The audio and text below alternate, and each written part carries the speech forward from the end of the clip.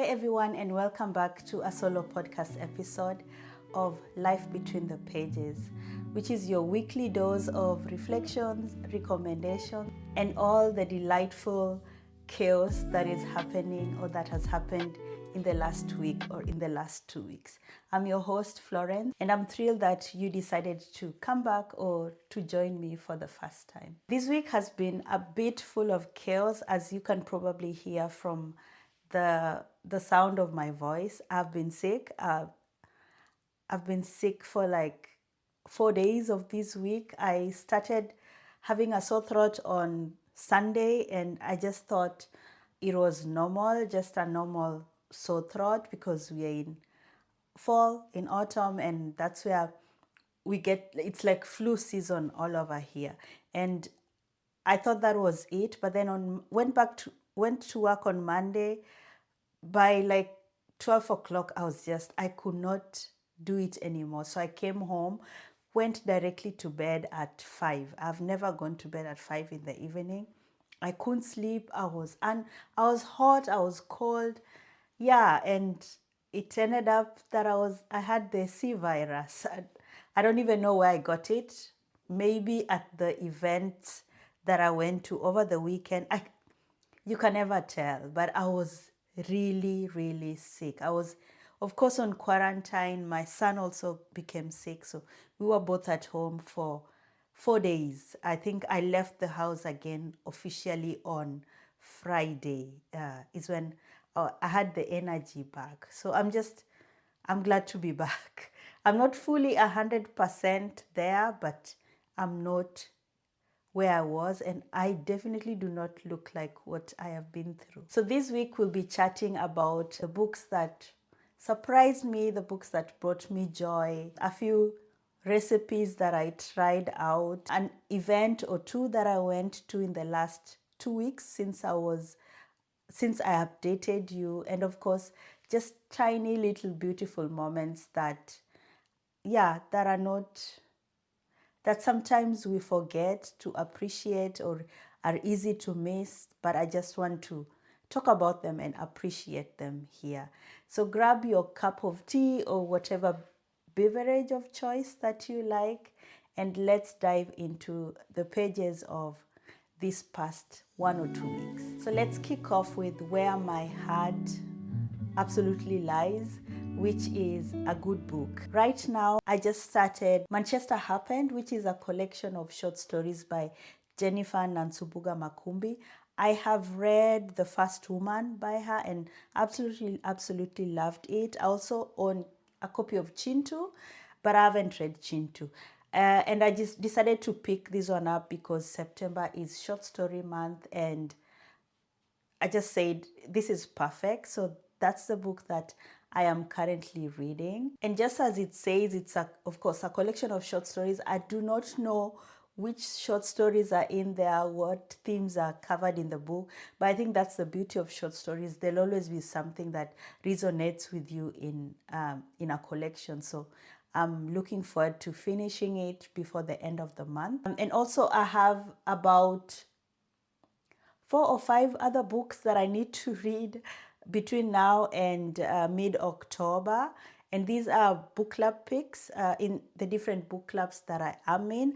I've written them down because they are many. So one of the books that my book club and I are reading is One Day Everyone Will Have Been Against This by Omar El Akkad, who is a Palestinian author. And this book, I believe, was first, I think, an essay that he wrote, but then he developed it into a book. So that's what we are reading this month. Another book that we picked up, because we try and balance between a heavy and a softer book. So the softer book that we are reading is Powder Necklace by Nana Ekua Hammond. So those are the two books that we are reading with my book club. Another book that I will be reading is actually 2 books. Before We Were Yours by Lisa Wingate. And in the other book club, we are reading The First Ladies by Marie Benedict and Victoria Christopher Murray. And I love this because it's a book written by two authors, and it's the story. It's like the real life Eleanor Roosevelt, who was one of America's first ladies, and a black woman who was her friend. So I'm excited to read that. Then another book that we are reading, actually two books that we are reading with Fundi Sani book club, is My Parents' Marriage by Nana Ekua Brew Hammond, which is a coincidence because I'm also reading her other book in my own book club. And the other book is Crooked Seeds by Karen Jennings. I think she's a South African author. So those are the books that I am hoping to read before mid-October or end October. And one last book that I have chosen is Death of the Author by Nnedi Okorafor. And that has also come very highly recommended. And that also brings me to the topic of bookish news that I have come across. There's usually a lot going on in the bookish world, but there have been conversations about a statement that Nnedi Okorafor made online about, I think she posted a picture of owls, the bird, in her on Threads, and I think someone commented and said, hey, please, you need to put like a trigger warning before you share photos of owls, because as a indigenous person, we have some relationship with owls. And yeah, those, and she refused. She said she doesn't care.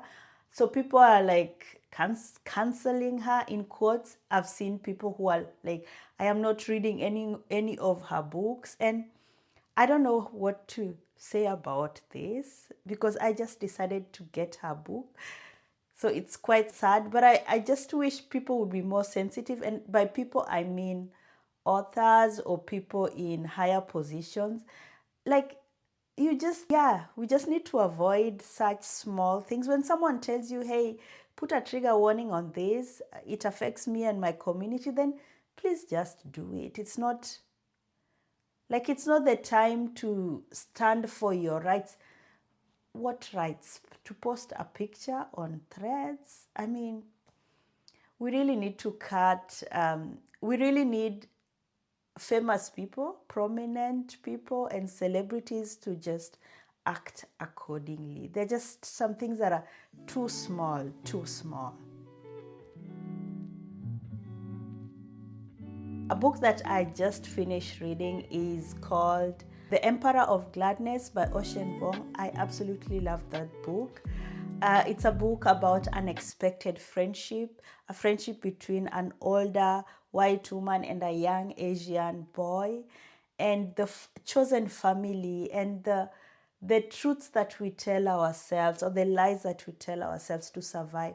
This book was just so beautiful, so sad, but so beautiful, about people who actually never get to leave the small towns that they are born in or they are brought up in.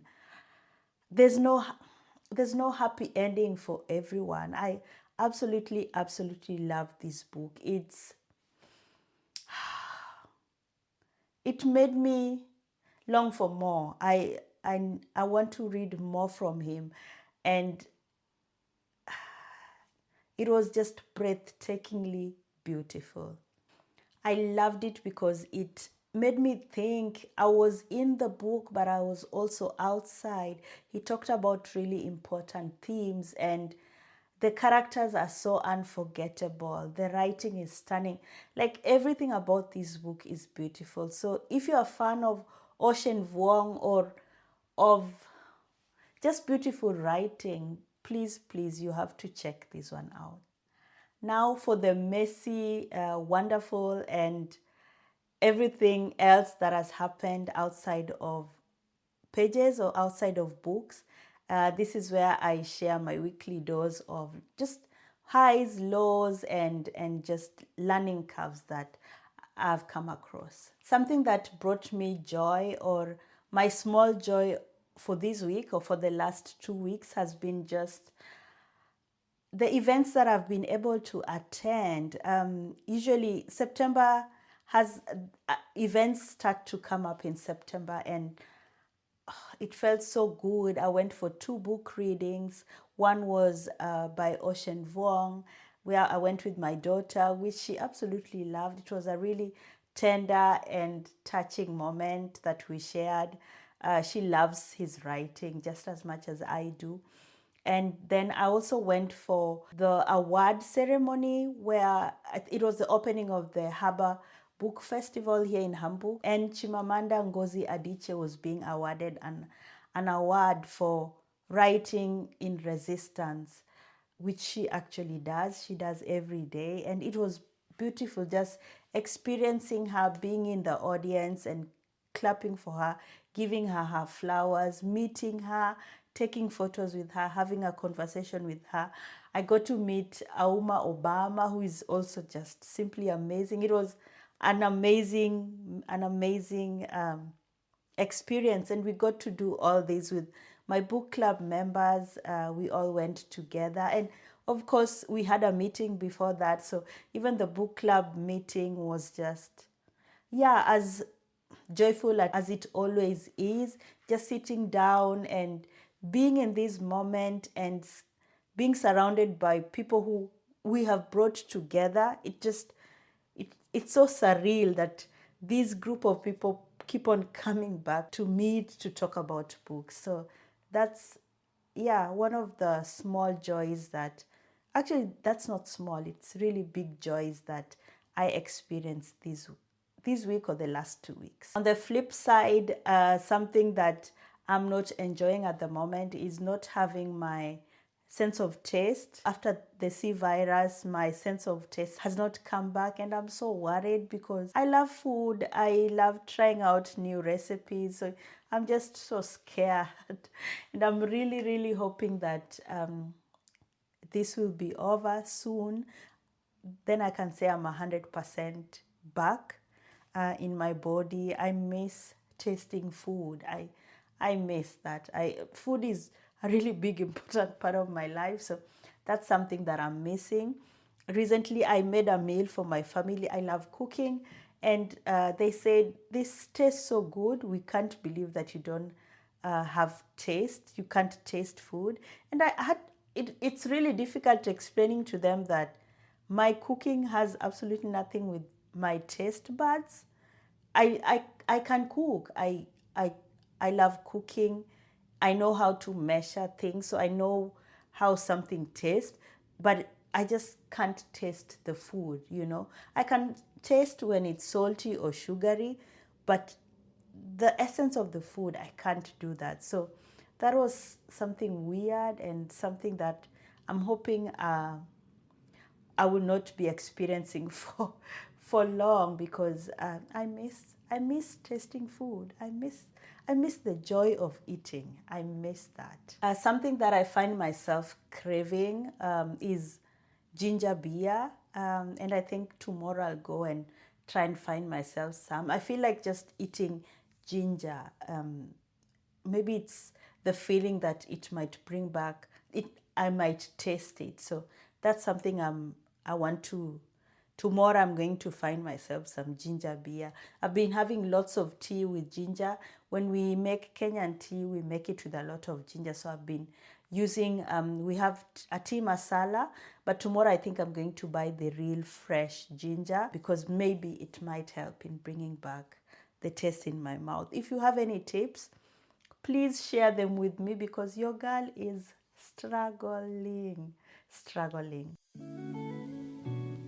So something else that I want to introduce to this episode is introducing like a soundtrack or a song that has been playing on repeat in my earphones, like in my head or in my earphones.